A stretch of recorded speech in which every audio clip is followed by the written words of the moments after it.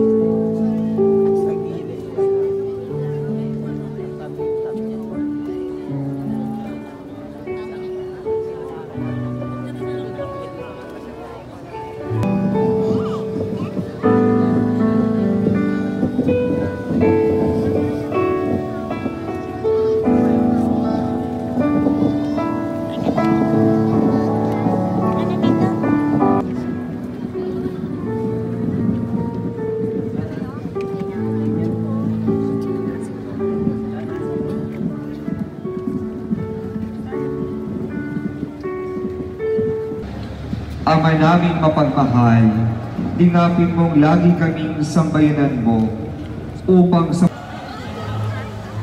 Bakit parang pagkabuhay namin na kay San Pedro? O, din na tayo.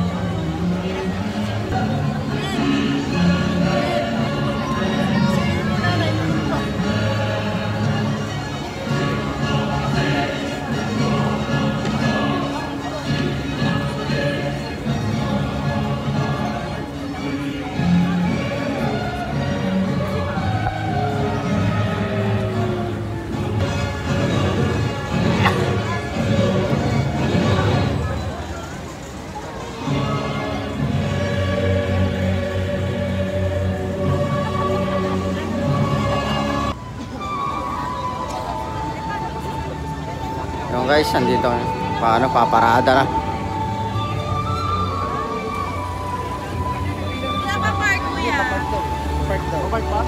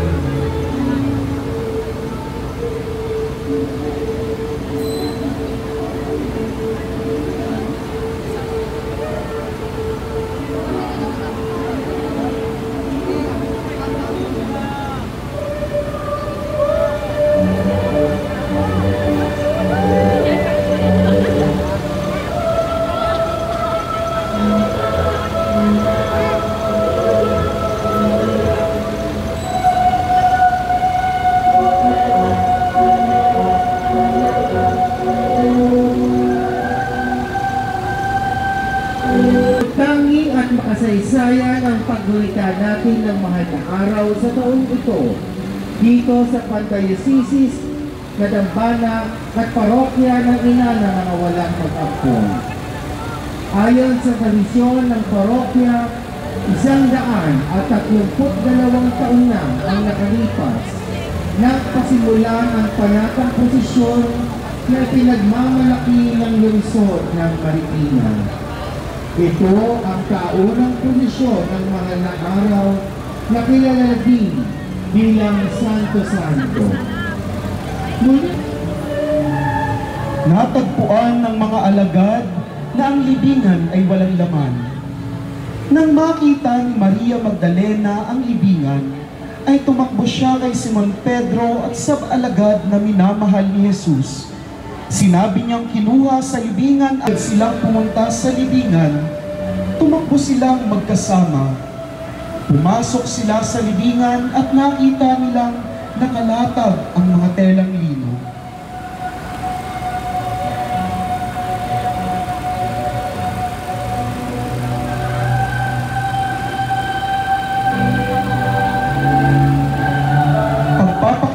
Jesus kay Magdalena.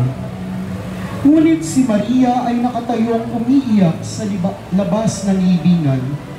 Habang umiiyak, siya ay yumuko at tumingin sa loob ng libingan. Siya ay lumingon at nakitang may nakatayo. Subalit hindi niya alam na iyon ay si Jesucristo. Sinabi sa kanya ni Jesus, "Huwag..."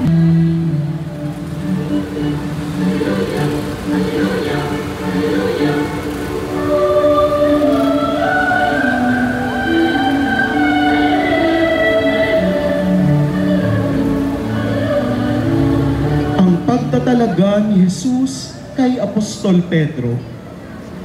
Bago iniakyat ang Panginoon sa langit, ay hinabilin niya kay Apostol Pedro ang simbahan. Magugunita sa aklat ni San Juan na sinabi ni Jesucristo, "Pakainin mo ang aking mga kordero, alagaan mo ang aking mga tupa, pakainin mo ang aking mga tupa." Kasunod nito ay muling pinatatag ng Panginoon ang kalooban ng abang apostol. Ito ang ika-10 estasyon ng daan ng liwanag.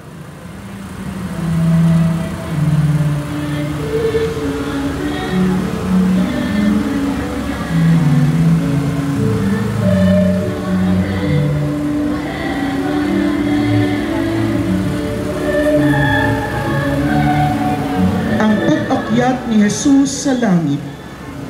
Isinama ng Panginoong Hesukristo ang kanyang mga alagad sa labas ng lungsod ng Jerusalem, sa lugar na malapit sa Betanya.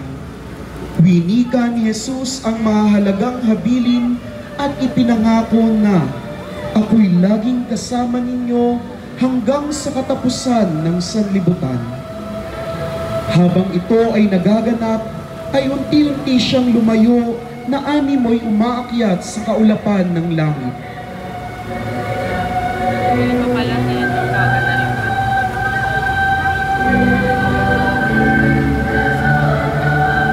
Ang mahal na birhen at mga disipulo ay nananalangin.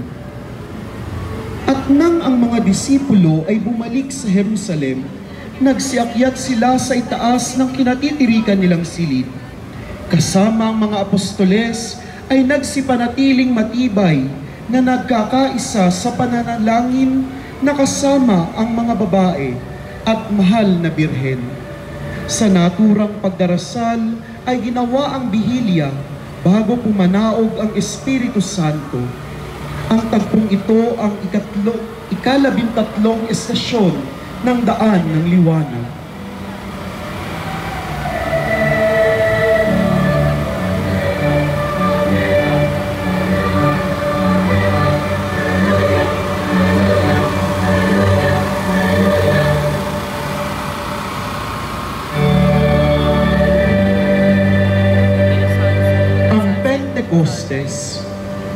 Habang sila ay nagkakatipon, biglang dumating mula sa langit ang isang ugong na gaya ng isang humahagibis na hangin, at pinuno nito ang buong bahay kung saan sila'y nakaupo.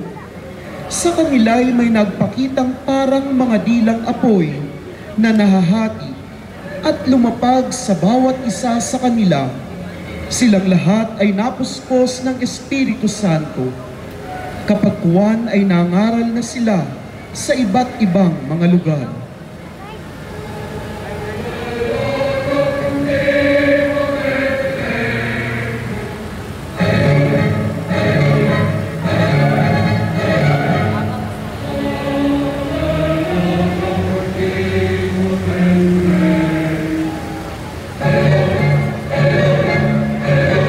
Ang pagkakorona sa mahal na Birhen bilang reyna ng langit at lupa. Ayon sa tradisyon, iniakyat ang katawan at kaluluwa ng mahal na Birhen sa langit. Tinanggap ng sangkalangitan ang pagdating niya. Winika sa aklat ng pahayag, lumitaw sa langit ang isang babaeng nadaramtan ng araw at nakatuntong sa buwan. At sa kanyang ulo ay isang koronang binubuo ng 12 bituin. at tinangi siyang reyna ng langit at lupa.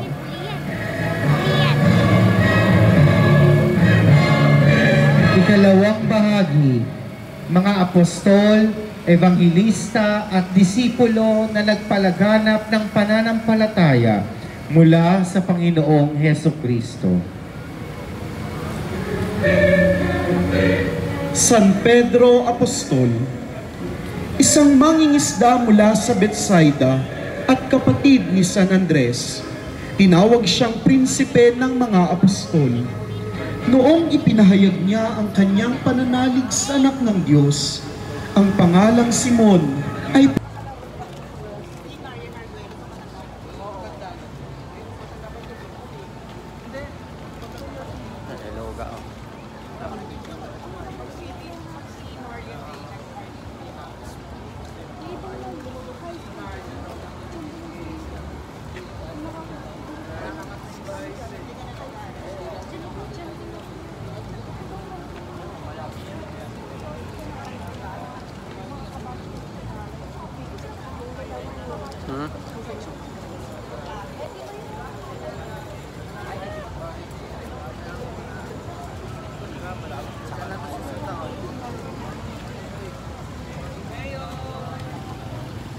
si Mayor. Ah. Ayan.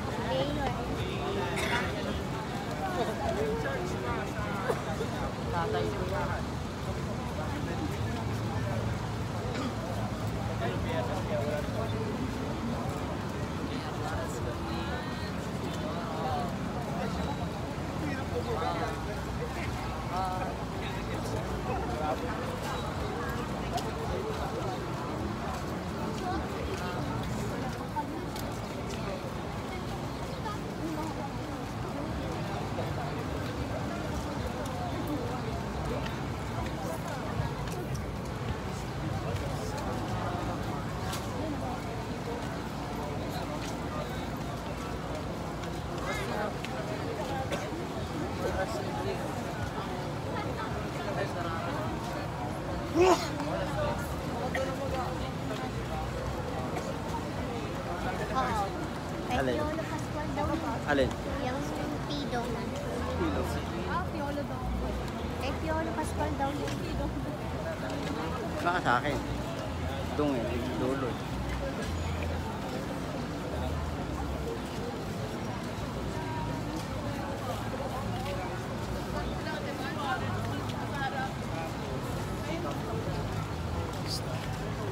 Dito kayo, sino inilawan niyo sa labas? Gitna.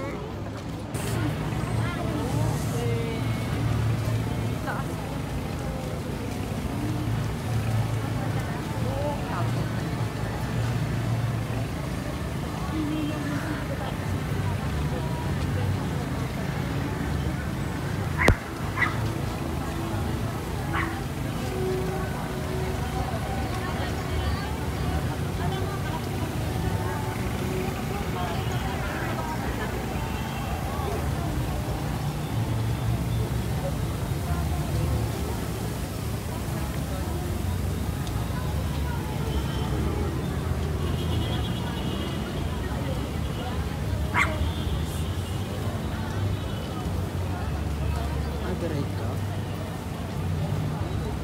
Hindi, mana ko direct.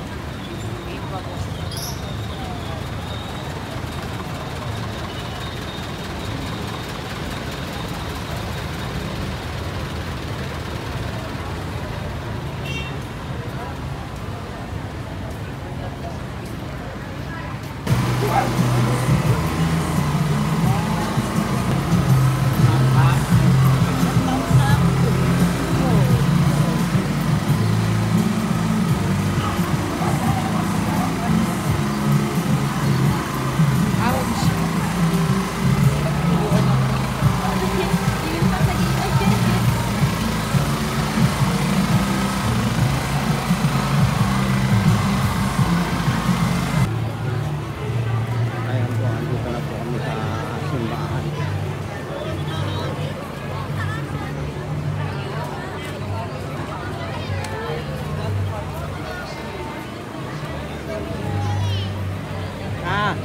Tingin ka halaman bulaklak.